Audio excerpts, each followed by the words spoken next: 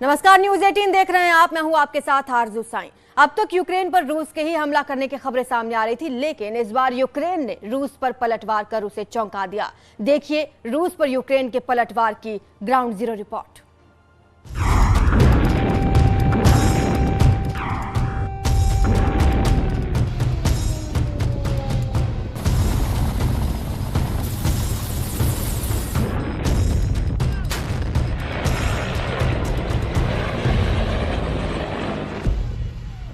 के जलते तेल डिपो की तस्वीरें देखकर दुनिया दंग है।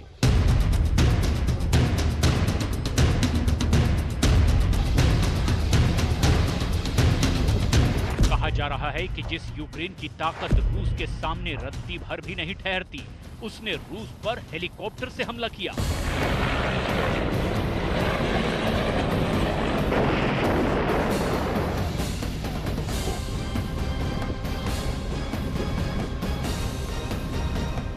हमला इतना जोरदार था कि तेल डिपो आग की लपटों में स्वाहा हो गया।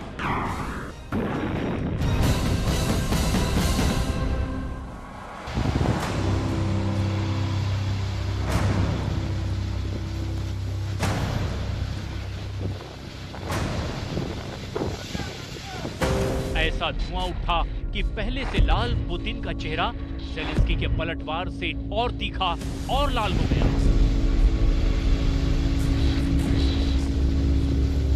लेकिन ताज्जुब की बात यह है कि रोजाना अपने शहरों को स्वाहा होते देखते ज़ेलेंस्की ने नहीं, बल्कि खुद रूस ने यह दावा किया कि यूक्रेन ने बेलगोरोद के उसके तेल डिपो को तबाह कर दिया।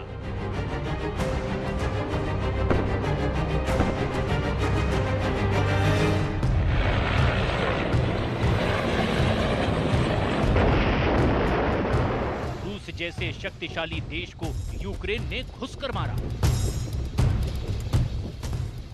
रूस पर यूक्रेन के पलटवार की ग्राउंड जीरो रिपोर्ट पहले देखिए, फिर उस सच से पर्दा उठाएंगे जिसमें रूस का दावा है कि यूक्रेन ने उस पर हमला कर दिया है, लिहाजा यूक्रेन में अब तबाही और तेज होगी।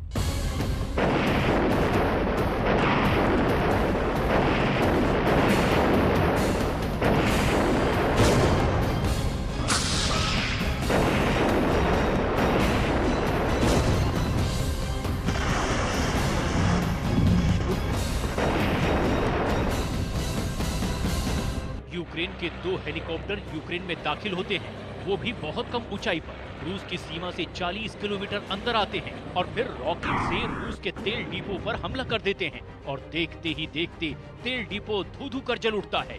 लेकिन इस हमले का दावा हमला करने वाला यूक्रेन नहीं, रूस करता है। सवाल ये कि ऐसा क्यों?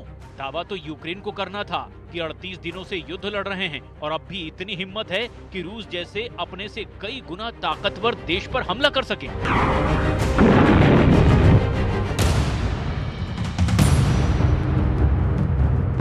लेकिन दावा रूस का है, जिसका टारगेट है ज़ेलेंस्की को सरेंडर कराना,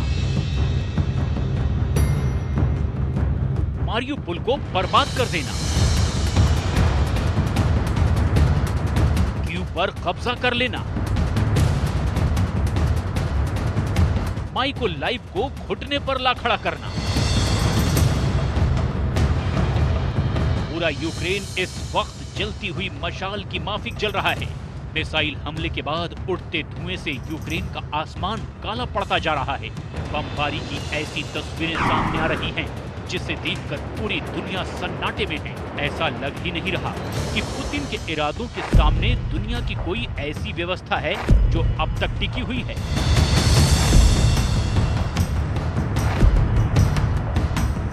खुद को दुनिया का दादा समझने वाले देश अमेरिका के राष्ट्रपति जो बाइडेन की बेबसी सोचने पर मजबूर करती है। दुनिया के सबसे बड़े और ताकतवर सैनिक संगठन नेटो खामोशी की चादर में ऐसे समाया है कि अचरज होता है। और इधर पुतिन है, जिनके आसमानी गोले यूक्रेन की बर्बादी की रोजाना नई कहानी लिख रहे हैं।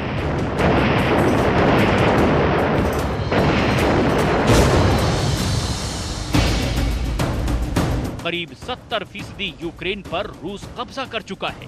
कीव का किला किसी भी कीमत पर चेचेन लड़ाके मटिया मेट कर सकते हैं, लेकिन बावजूद इसके यूक्रेन अब तक टिका है। जंग में जलती इमारतों के नीचे यूक्रेन की फौज अब भी रूस के सैनिकों से लोहा लेने के लिए बंदूक संभाले बुलेट दागे जा रही है।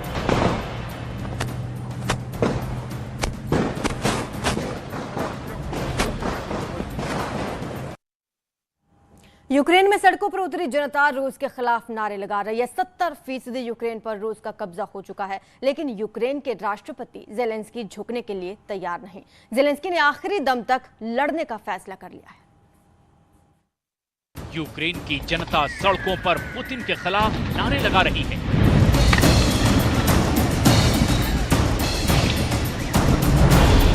जनता के पास रोटी नहीं है, रोजगार खत्म है, सुनहरा इतिहास वर्तमान के विनाश के तले दब चुका है। जनता अपना भविष्य गर्त में जाता देख रही है। जेलेंस्की की जिद और पुतिन की पताका फहराने की ख्वाहिश के बीच यूक्रेन की आवाम सड़क पर है और पुतिन कह रहे हैं कि यूक्रेन उनके घर में घुसा।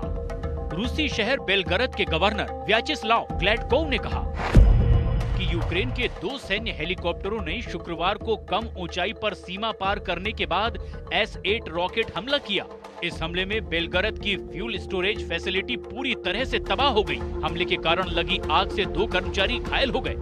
इस आग के कारण आसपास के इलाकों को भी खाली करवा लिया गया है। इस हमले का सच जानना बहुत जरूरी है, क्योंकि जंग के दौरान हमले कभी कभी जो दिखते हैं असल में वो होते नहीं हैं। और ये हम नहीं कह रहे, बल्कि खुद यूक्रेन के राष्ट्रपति व्लादिमीर जेलेंस्की ने रूसी तेल के डिपो पर हमले का आदेश देने के सवाल पर टिप्पणी करने से इनकार कर दिया। जेलेंस्की ने कहा कि सर्वोच्च कमांडर के तौर पर वो जो आदेश देते हैं उस पर किसी के साथ चर्चा नहीं करते। तो रूस के खिलाफ अब तक टिके जेलेंस्की रूस पर हमले की पुष्टि करने तक से इनकार कर रहे हैं। इससे पहले यूक्रेन की राष्ट्रीय सुरक्षा परिषद के सचिव ने इस तरह के हमले से साफ इनकार कर दिया। जाहिर है ये जानना बहुत जरूरी है कि आखिर सच क्या है, क्योंकि रूस सिर्फ दुनिया के सबसे ताकतवर देशों में से ही एक नहीं, बल्कि उसके पास सबसे बेहतरीन एयर डिफेंस सिस्टम S-400 है। यूक्रेन के रूस पर हमले में कई गुत्थियां उलझी हैं। रूस के दावे की सच्चाई की तलाश करने के लिए हमें रूस की पूरी वॉर स्ट्रेटेजी को समझना होगा, जिसमें फॉल्स हमले का एंगल भी शामिल होता है।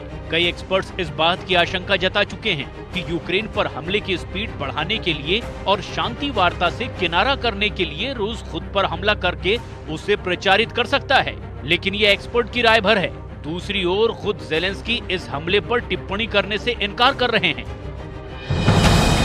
रूस पर यूक्रेन के हेलीकॉप्टर हमले पर जेलेंस्की के कमेंट से इनकार और पुतिन प्रशासन के कबूलनामे के बीच वो सच फंसा है जिस पर पूरी दुनिया की निगाहें टिकी हैं। लिहाजा बारीकी से इन सवालों को समझने की जरूरत है कि रूस पर यूक्रेन के हमले का पूरा सच क्या है, क्योंकि रूस के पास मौजूद एयर डिफेंस सिस्टम से यूक्रेन के हेलीकॉप्टर बच जाएं, ये बहुत मुश्किल काम है, क्योंकि रूस के पास है दुनिया का बेहतरीन एयर डिफेंस सिस्टम और इसका नाम है S-400।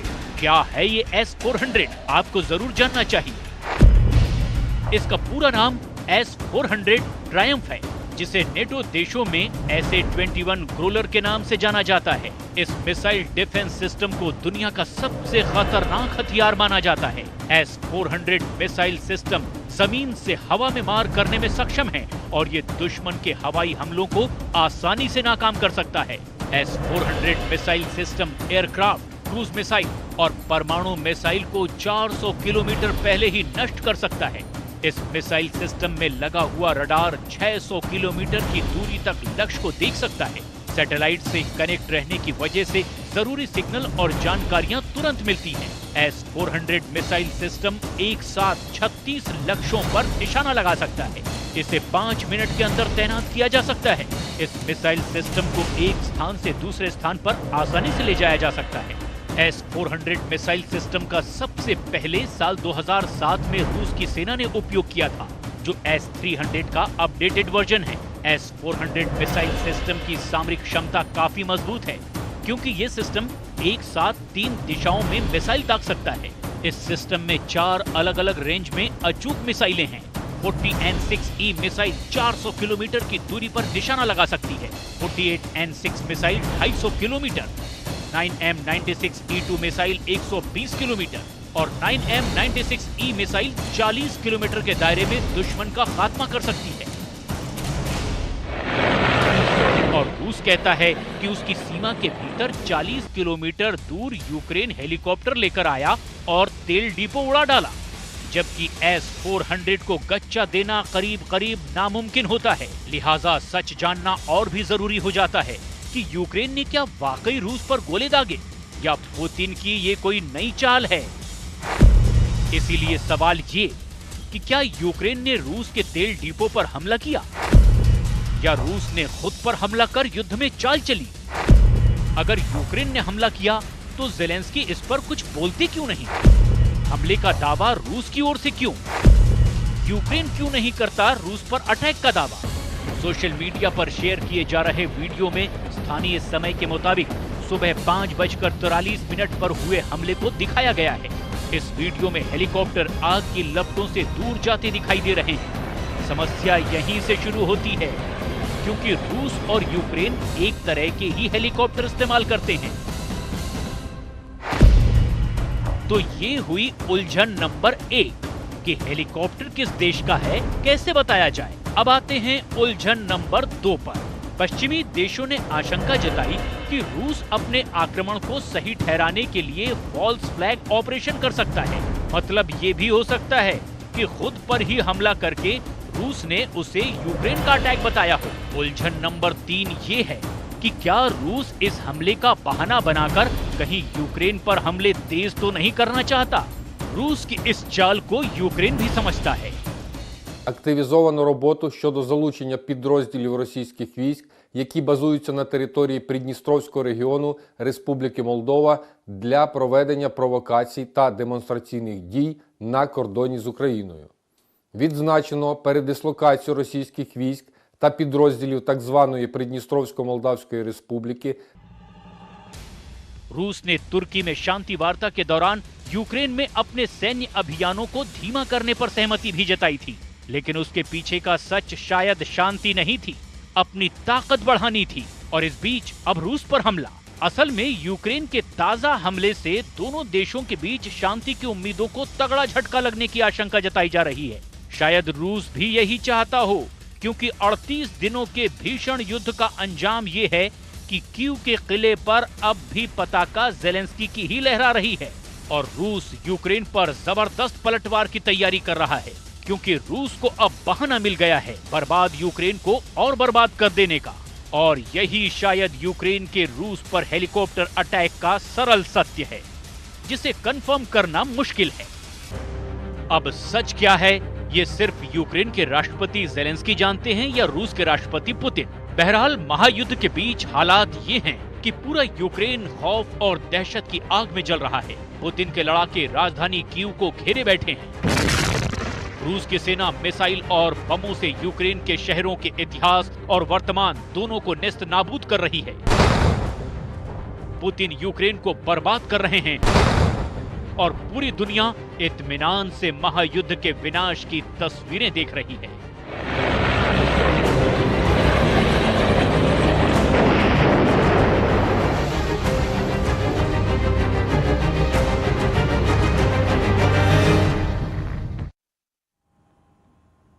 रूस और यूक्रेन के बीच जारी युद्ध में दोनों ही देश ये दावा कर रहे हैं कि उसने ज्यादा नुकसान पहुंचाया। यूक्रेन और रूसी सेना के बीच शहर शहर में शह और मात का खेल जारी है, लेकिन रूसी हमलों में बर्बाद हुई यूक्रेन की तस्वीर सच्चाई को काफी कुछ बयां कर रही है।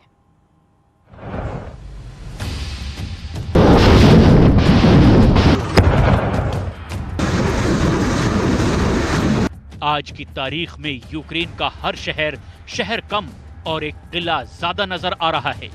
एक ऐसा किला जिसे ढहाने में अभी तक रूसी फौज नाकाम रही है। भले ही रूसी सेना ने कीव को 3 तरफ से घेरा हुआ है, लेकिन यूक्रेन की फौज ने भी शहर में अपनी मोर्चेबंदी के पूरे इंतजाम किए हुए हैं। शहर की सड़कों, चौराहों और गलियों में चारों तरफ बंकर और उसमें मुस्तैदी से कीव की हिफाजत के लिए तैनात यूक्रेन के फौजी नजर आ रहे हैं।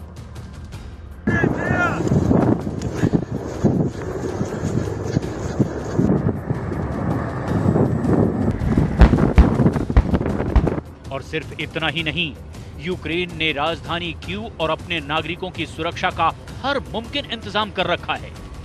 यूक्रेन सरकार के मुताबिक रूसी हमले से बचने के लिए उसने कीव में 3000 बॉम्ब शेल्टर बनाए हैं। यूक्रेन में पूर्वी यूरोप का सबसे बड़ा और सबसे पुराना अंडरग्राउंड नेटवर्क मौजूद है। यूक्रेन की सरकार ने साल 2014 से ही अपने मेट्रो स्टेशनों को जंग के हालात में बॉम्ब शेल्टर की तरह इस्तेमाल करने की तैयारी शुरू कर दी थी। यहां तक कि शहर के मेट्रो के 52 में से 47 सब स्टेशनों को शहर के लोगों के लिए रूसी फौजों की बमबारी से बचाने के लिए बॉम्ब शेल्टर में तब्दील कर दिया गया है। इन बंकरों में हजारों लोग छिपकर महफूज रह सकते हैं। नीपर नदी के नीचे बनी एक मेट्रो लाइन के जरिए भी शहर के दोनों हिस्से आपस में जुड़े हैं। कीव में सबसे पहला मेट्रो सबवे 1960 में तैयार कर दिया गया था। І сьогодні ще більше, ніж вчора. Наші хлопці і дівчата, усі захисники України, не дали ворогу реалізувати оперативний замисел вторгнення у перший день. Українці демонструють справжній героїзм. Сили протиповітряної оборони України захищають наше небо. Наше українське небо настільки, наскільки це можливо. Авіація ворога підло діє над жилими кварталами і в тому числі в столиці. Жахливі вибухи у вранішньому небі над Києвом, бомбардування, влучення у житловий будинок, пожежа. Все це нагадує перший такий же напад на нашу столицю, який відбувся у 1941 році. व्लादिमीर जेलेंस्की की उपलब्धि ये नहीं है कि युद्ध में वो रूस की शक्तिशाली रेड आर्मी के सामने डटकर खड़े हैं, बल्कि उनकी सबसे बड़ी उपलब्धि ये है कि वो जिंदा हैं और अपनी सेना का नेतृत्व एक गुप्त बंकर में रहकर कर रहे हैं। अपने सुरक्षित इसी बंकर से वो कभी अमेरिका के सांसदों से मदद मांगते हैं तो कभी ब्रिटेन की संसद भवन को संबोधित करके यूक्रेन का हाल बताते हैं। इसी बंकर से जेलेंस्की दुनिया से हर वो मदद की अपील कर रहे हैं जिससे उनके देश, उनके लोग सुरक्षित रह सकें। Інших. Війна в Україні стає рутинною, на жаль. Але це правда, рутинною. Але не для тих, чиє життя під загрозою кожну хвилину. Хто як мешканці нашого міста, наприклад, Маріуполь, більше 3 тижнів у повній блокаді. Без всього. Без життя, без їжі, без води, елементарних медикаментів, без зв'язку. Хто змушений сидіти в підвалах, ховатися. अंतर्राष्ट्रीय स्तर पर प्रतिबंध और बातचीत के जरिए रूस पर दबाव बनाने की हर मुमकिन कोशिश की जा रही है ताकि वो यूक्रेन के खिलाफ फौरन अपनी सैन्य कार्रवाई को रोक दे। लेकिन अभी तक रूस के हमले बंद नहीं हुए हैं और यूक्रेन की तरफ से रूस का सामना एक ऐसा शख्स कर रहा है जो तुक्के से देश का राष्ट्रपति बन गया। अब वो अपने देश को युद्ध में छोड़कर कहीं नहीं जा रहा, हर तरह से युद्ध के मैदान में उतर गया है।